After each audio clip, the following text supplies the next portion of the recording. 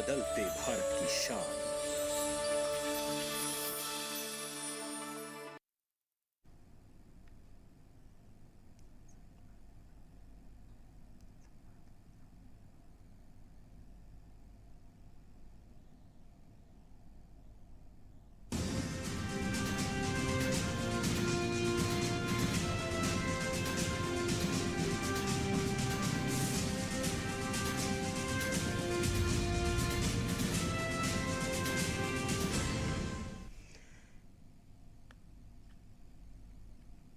नमस्कार, किसान समाचार में आपका स्वागत है। मैं हूं साइमा खान। सबसे पहले नजर हेडलाइंस पर। प्रधानमंत्री नरेंद्र मोदी रविवार को नई दिल्ली में पीएम विश्वकर्मा योजना की करेंगे शुरुआत। देश भर के ग्रामीण और शहरी क्षेत्रों के कारीगरों और शिल्पकारों को आर्थिक रूप से सहयोग करना है योजना का उद्देश्य।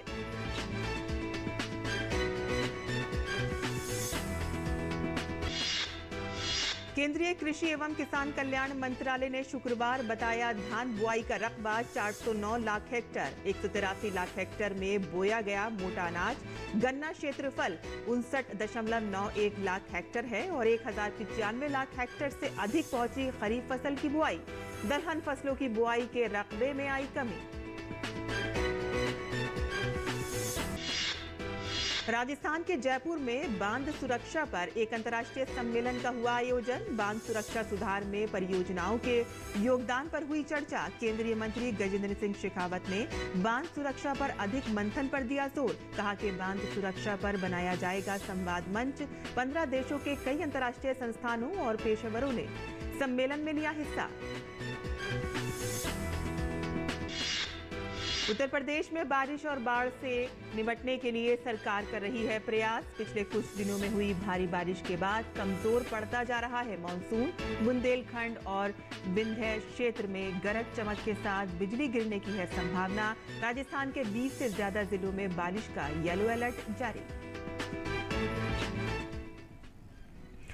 और अब समाचार विस्तार से।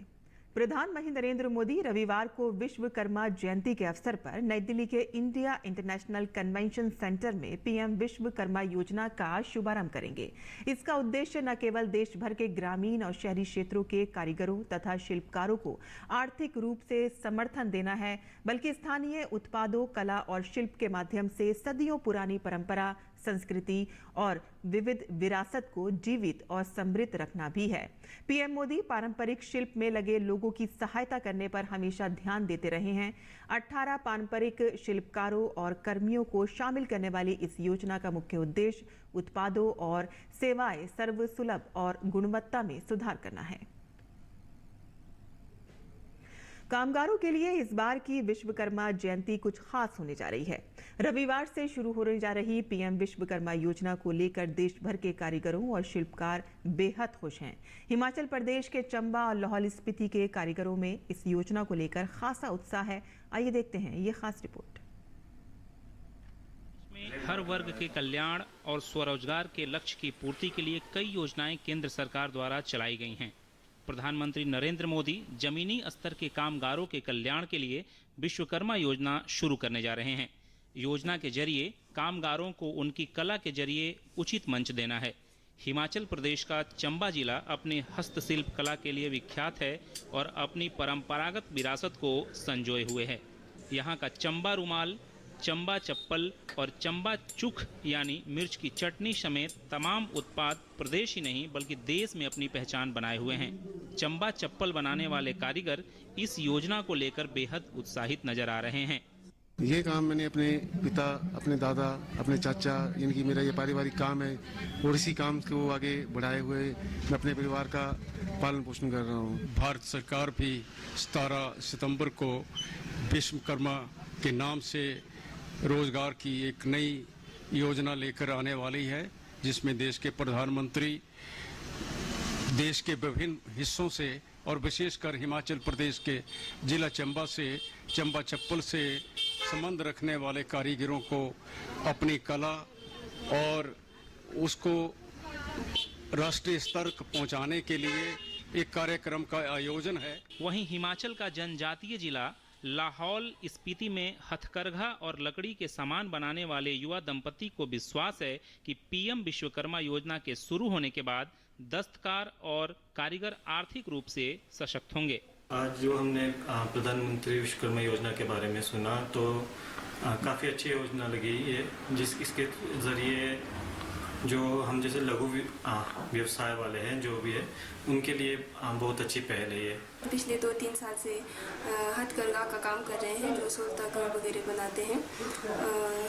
प्रधानमंत्री विश्वकर्मा योजना के बारे में हमें पता चला और ये जो हथकरघा का जो काम करते हैं उनके लिए बहुत अच्छी योजना है और इससे हम जैसे कारीगरों को आर्थिक मदद मिल रही है।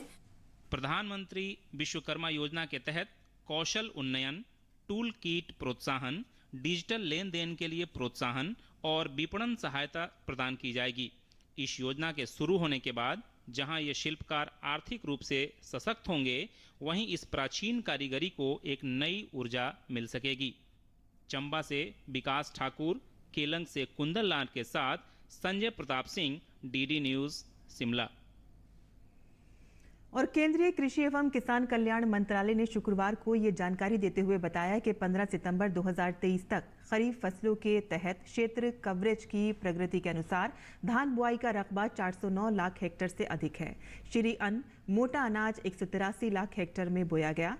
गन्ना क्षेत्रफल 59.91 लाख हेक्टेयर है और खरीफ फसल की बुआई 1095 लाख हेक्टेयर से अधिक पहुंची है। पिछले वर्ष इस समय तक 1091.87 लाख हेक्टेयर में खरीफ फसलों की बुआई हो पाई थी। मंत्रालय के अनुसार पिछले वर्ष की तुलना में दलहन फसलों की बुआई के रकबे में कमी आई है। इस वर्ष अभी तक 121 लाख हेक्टेयर में दलहन फसलों की बुआई हुई है, जबकि पिछले वर्ष इसी समय तक 127.57 लाख हेक्टेयर में दलहन फसलों की बुआई हुई थी। आंकड़ों के अनुसार तिलहन फसलों की बुआई में मामूली गिरावट दर्ज की गई है। पिछले वर्ष अभी तक तिलहन फसलों की 194.33 लाख हेक्टेयर में बुआई की गई थी, जबकि इस वर्ष अभी तक 192.20 लाख हेक्टेयर में ही तिलहन फसलों की बुआई हो पाई है। और आगे बढ़ते हैं, जहां जयपुर के राजस्थान अंतर्राष्ट्रीय केंद्र में चल रहा बांध सुरक्षा पर 2 दिवसीय अंतर्राष्ट्रीय सम्मेलन का समापन हो गया, जहां विश्व के कई जाने माने विशेषज्ञ और संस्थान बांध सुरक्षा जैसे गंभीर विषय पर मंथन करने के लिए एकत्रित हुए थे। जल शक्ति मंत्रालय के जल संसाधन, नदी विकास और गंगा संरक्षण विभाग ने इस सम्मेलन का आयोजन किया था। 15 सितंबर 2023 जयपुर का राजस्थान अंतर्राष्ट्रीय केंद्र गवाह बना बांध सुरक्षा पर एक अंतर्राष्ट्रीय सम्मेलन का। जल शक्ति मंत्रालय के जल संसाधन, नदी विकास और गंगा संरक्षण विभाग ने इसका आयोजन किया। सम्मेलन में बांध पुनर्वास और सुधार परियोजना चरण 2 और 3 के उद्देश्यों के साथ ही बांध सुरक्षा सुधार में परियोजनाओं के योगदान पर चर्चा हुई। पेशेवरों और संगठनों के बीच बांधों से संबंधित ज्ञान, अनुभव, प्रौद्योगिकी, नवाचार और सुरक्षा प्रयासों पर केंद्रित मंथन हुआ। ICDS 2023 DRIP के चरण 2 और 3 के तहत नियोजित बांध सुरक्षा सम्मेलनों की श्रृंखला में ये पहला सम्मेलन था। केंद्रीय जल शक्ति मंत्री ने कहा कि इस विषय पर और अधिक मंथन करने की आवश्यकता है। इसके लिए इंटरैक्टिव प्लेटफॉर्म बनाया जाएगा जिसमें अन्य देशों के अनुभवों को समझा जा सकेगा। उन्होंने सुरक्षा पर गंभीरता से काम करने की जरूरत पर बल दिया कि आने वाले समय में जिस तरह से क्लाइमेट चेंज के इम्पैक्ट और जिस तरह से रेनफॉल पैटर्न्स चेंज हो रहे हैं, उन परिस्थितियों में इस तरह के इंसिडेंट्स के बहुत ज्यादा बढ़ने की संभावनाएं सामने ऐसे दिखाई देती हैं। हमको और अधिक गंभीरता के साथ में इन विषयों पर काम करने की आवश्यकता है।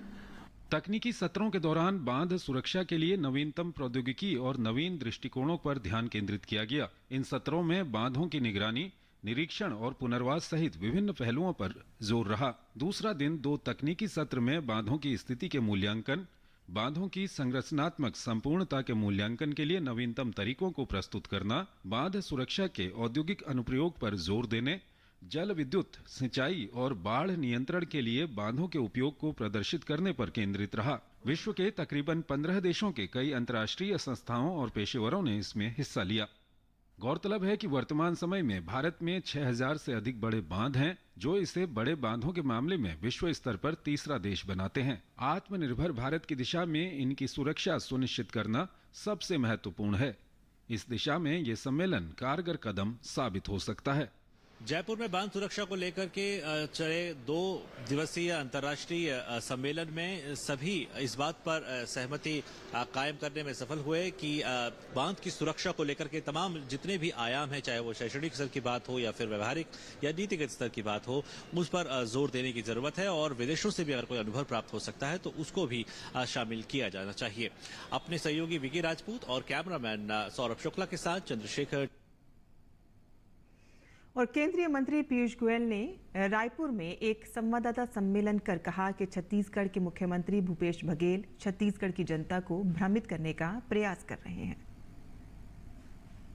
सरकार लगभग 1.5 गुना, मार्क करिए आप सब, लगभग 1.5 गुना चावल खरीद के केंद्र सरकार को देगी।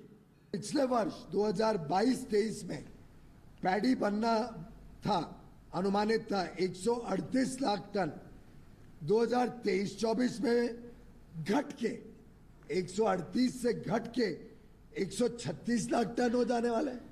तो पैडी तो घट रही है केंद्र राज्य छत्तीसगढ़ राज्य में, और मुख्यमंत्री मेरे ऊपर पत्र लिख रहे हैं कि आप लगभग 1.5 गुना चावल हमसे खरीदिए। जो पिछले वर्ष उन्होंने कहा था हम 61 लाख टन देंगे, अब लिख के भेजा कि आप हमसे 86.5 86.5 लाख टन चावल लीजिए, हम देंगे।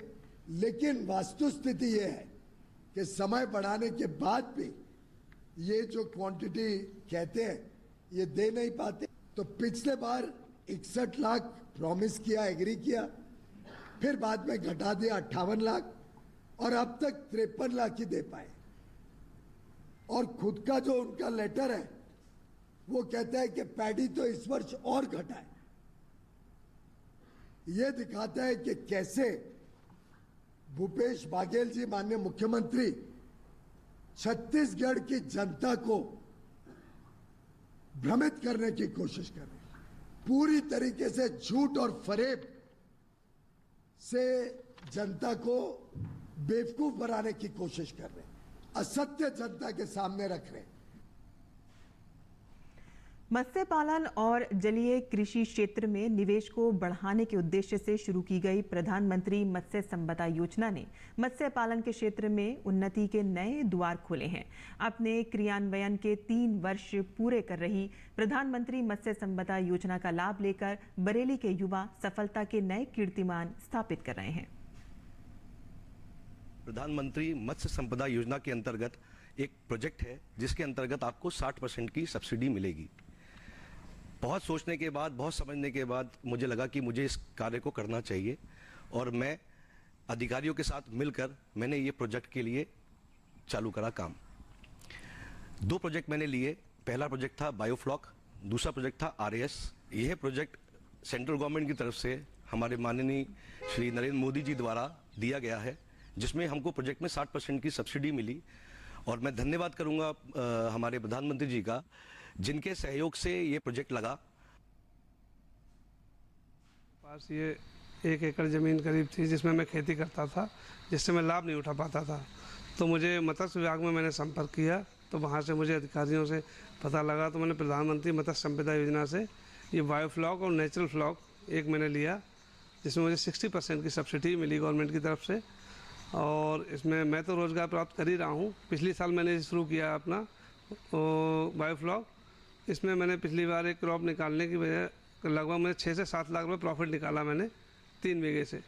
इस बार ही मैंने नई क्रॉप डाली है जो लगभग तैयार है, और इसके लिए मैं प्रधानमंत्री जी का बहुत बहुत धन्यवाद करना चाहूँगा, जो किसान भाइयों को इतनी बढ़िया बेहतरीन योजना का उन्होंने लाभ उठाने के लिए मौका दिया है। उबड़ खाबड़ बंजर, उसमें मैं इस तालाब का निर्माण करूंगा, और इस तालाब के निर्माण के लिए मुझे सरकार से 5,60,000 का अनुदान मिला है। ऐसी महत्वाकांक्षी योजनाओं के लिए मैं सरकार का धन्यवाद देता हूं, जिसके कारण मुझे, मेरे साथ मेरे परिवार और गांव के कुछ 12 से 13 लोगों को रोजगार मिला है। नई दिल्ली में आयोजित किसान अधिकार संगोष्ठी के विषय पर बात करते हुए पौधा किस्म और कृषक अधिकार संरक्षण प्राधिकरण के registrar general doctor Dinesh Kumar Agrawal ने कहा कि पादप संवर्धन और कृषक अधिकारों के संरक्षण के साथ किसानों द्वारा तैयार की गई पारंपरिक किस्मों के पंजीकरण और संवर्धन के साथ अपनी तरह की इस पहली किसान अधिकार संगोष्ठी से दुनिया के देशों को काफी कुछ सीखने को मिलेगा। राजधानी नई दिल्ली में पहली बार फार्मर्स राइट कृषक अधिकार को लेकर एक अंतर्राष्ट्रीय संगोष्ठी का आयोजन किया गया। इस संगोष्ठी के क्या मायने रहे और भविष्य में कृषि क्षेत्र में इसके किस तरह परंपरागत किस्मों के संरक्षण के साथ अंतर्राष्ट्रीय कोऑर्डिनेशन बनेगा, इस विषय पर बात करने के लिए हमारे साथ मौजूद है PPVFRA के registrar general doctor Dinesh Kumar Agrawal. कितने देशों के लोगों ने इसमें भाग लिया और क्या मुख्य एजेंडा रहा? इसमें करीब 59 देशों के 115 के करीब प्रतिनिधियों ने भाग लिया और उनके साथ साथ जो बाहर के देशों से आए प्रतिनिधियों के साथ साथ हमारे 175 के लगभग किसानों ने भी इस संगोष्ठी में हिस्सा लिया।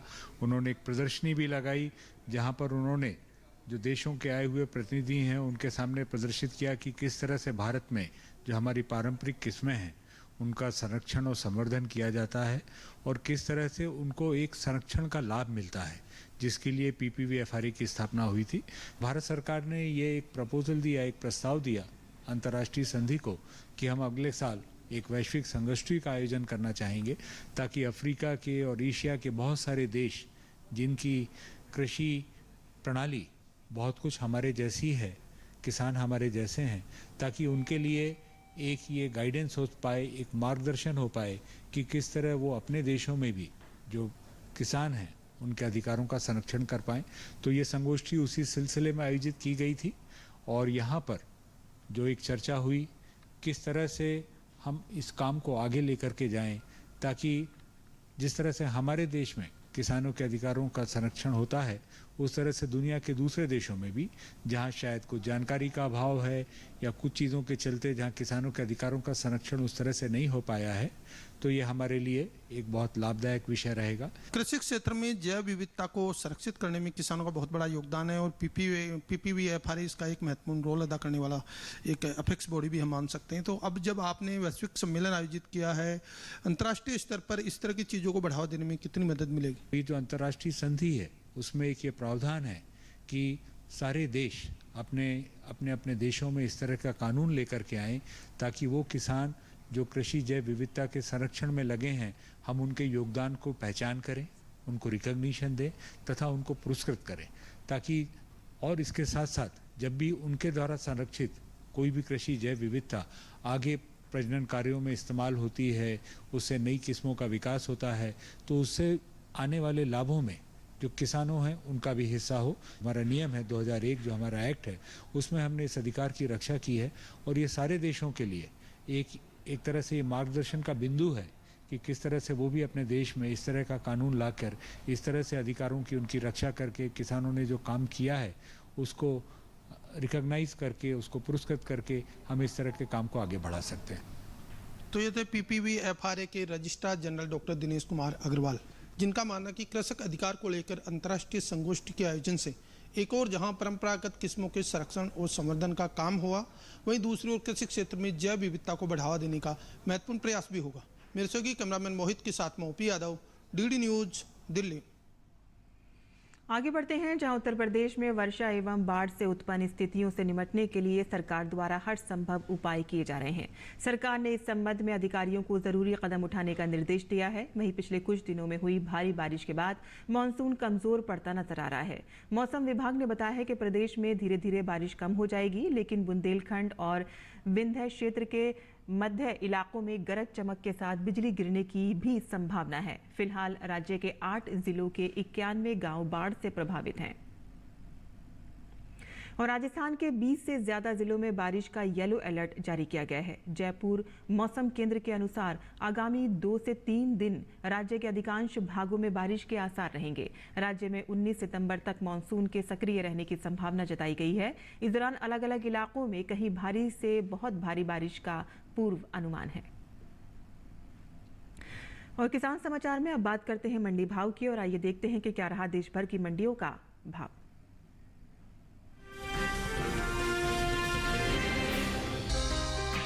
चालू खरीफ सीजन में मक्के की बुआई बीते साल से आगे चल रही है। कृषि मंत्रालय के साल 2023 के लिए जारी ताज़ा आंकड़ों के मुताबिक 8 सितंबर तक खरीफ मक्का की खेती 83,33,000 हेक्टेयर में हो चुकी है, जबकि बीते साल की समान अवधि के दौरान खरीफ मक्का की बुआई 80,97,000 हेक्टेयर में हुई थी। फिलहाल कृषि उपज मंडियों में इन दिनों मक्का की आवक सामान्य बनी हुई है। भाव पर नजर डालें तो 15 सितंबर को देश की ज्यादातर मंडियों में मक्का के सौदों में मिला जुला रुख देखने को मिला। एग्वाक नेट के मुताबिक गुजरात की दाहोद मंडी में 14 सितंबर को पीली मक्का का भाव रहा 2,700 रुपए। 15 सितंबर को इसके भाव में कोई बदलाव देखने को नहीं मिला और भाव 2,700 रुपए पर बना रहा। राजस्थान की कोटा मंडी में 14 सितंबर को मक्का का भाव था 1,900 रुपए। 15 सितंबर को इसके भाव में 100 रुपए की नरमी आई और भाव हो गया 1,800 रुपए। राज्य की ही मालपुरा मंडी में इस दौरान मक्का के सौदों में बढ़त के साथ कारोबार हुआ। यहाँ 14 सितंबर को मक्का का भाव रहा 2,560 रुपए। 15 सितंबर को इसके सौदे 10 रुपए मजबूत होकर 2,570 रुपए पर हुए। उत्तर प्रदेश की एटा मंडी में 14 सितंबर को पीली मक्का का भाव रहा 1,810 रुपए। 15 सितंबर को इसके सौदों में 100 रुपए की तेजी आई और भाव जा पहुंचा 1,910 रुपए प्रति क्विंटल पर। उत्तर प्रदेश की दूसरी मंडियों में मक्का के भाव की बात करें तो बदायूं मंडी में शुक्रवार को पीली मक्का का भाव रहा 1,870 रुपए। हरदोई मंडी में भाव रहा 2,030 रुपए। कन्नौज मंडी में पीली मक्का 1,920 रुपए पर बिकी, जबकि राज्य की ही एटा मंडी में इस दौरान पीली मक्का के सौदे 1,990 रुपए पर हुए। भारत में मक्का की खेती पूरे साल की जाती है। भारत में चावल और गेहूं के बाद मक्का तीसरी सबसे महत्वपूर्ण अनाज की फसल है। ये देश में कुल अनाज उत्पादन का लगभग 10% है। वहीं बात मक्का की पैदावार की करें तो इस साल मक्का की रिकॉर्ड पैदावार देखने को मिल सकती है। कृषि मंत्रालय की ओर से जारी तीसरे अग्रिम अनुमान के मुताबिक साल 2022-23 के दौरान देश में मक्का की रिकॉर्ड उपज 359,13,000 टन होने का अनुमान जताया गया है, जो पिछले साल की 337,30,000 टन की पैदावार की तुलना में 21 लाख टन अधिक है। अनुमान है कि मक्का के रिकॉर्ड उपज का असर इसके बाजार भाव पर पड़ सकता है।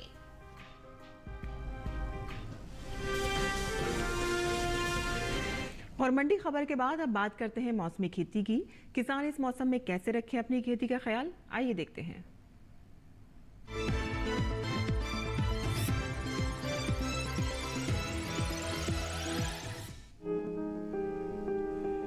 मौसम को ध्यान में रखते हुए जम्मू कश्मीर के किसान जड़ वाली सब्जियां जैसे शलजम, मूली और गाजर की बुआई पूरी कर ले। यहाँ अभी के समय चुकंदर की बुआई भी कर सकते हैं। वहीं यहाँ के किसान पत्तेदार सब्जियों की बुआई के लिए खेत तैयार कर ले। जम्मू कश्मीर के किसान खरीफ चारा फसलों की कटाई शुरू कर सकते हैं।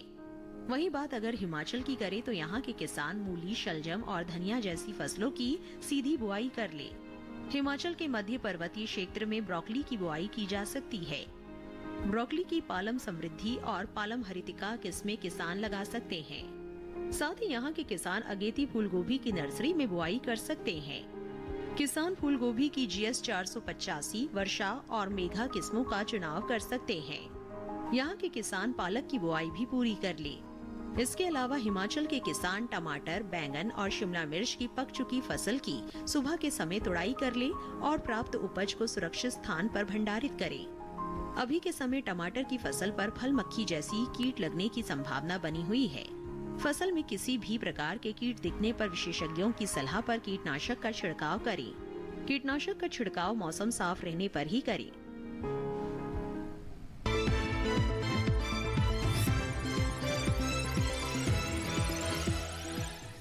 और किसान समाचार में खेती बाड़ी से जुड़ी खबरों के बाद आइए अब नजर डालते हैं कुछ और खबरों पर। खास खबर में उपराष्ट्रपति जगदीप धनखड़ नई दिल्ली स्थित विज्ञान भवन में 84 कलाकारों को संगीत नाटक अकादमी अमृत पुरस्कार प्रदान किए। ये पुरस्कार 75 वर्ष से अधिक आयु के देश भर के ऐसे कलाकारों को प्रदान किए गए जिन्हें अब तक राष्ट्रीय स्तर का कोई सम्मान प्राप्त नहीं हुआ है। दुनिया भर के नेताओं के बीच लोकप्रियता का मामले में भारत के प्रधानमंत्री नरेंद्र मोदी शीर्ष पर हैं। अमेरिकी फर्म मॉनिटरिंग कंसल्ट द्वारा 22 मुल्कों में करवाए गए सर्वे के अनुसार दुनिया भर के चर्चित नेताओं के बीच प्रधानमंत्री नरेंद्र मोदी 76% अप्रूवल रेटिंग के साथ शीर्ष पर हैं। नेशनल इन्वेस्टिगेशन एजेंसी एनआईए कथित आतंकी साजिश के मामले में तमिलनाडु के कोयम्बटूर में कई स्थानों पर छापेमारी कर रही है। सूत्रों के अनुसार कोयम्बटूर में 2022 कार बम विस्फोट मामले में छापेमारी की गई है।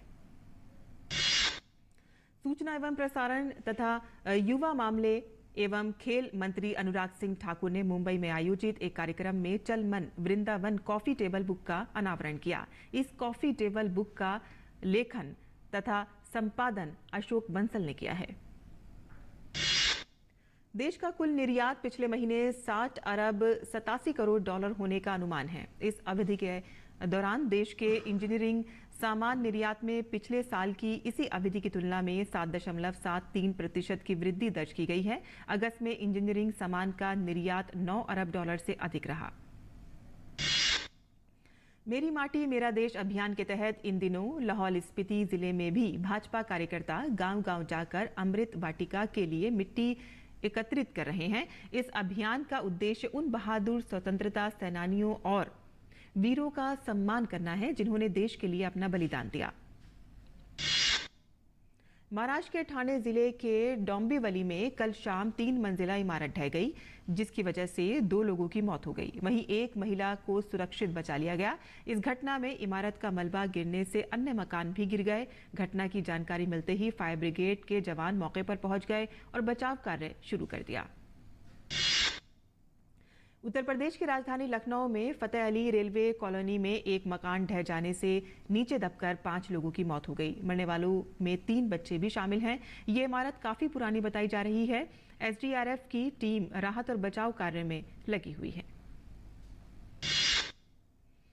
और किसान समाचार में आज के लिए बस इतना ही। अनुमति दें। नमस्कार।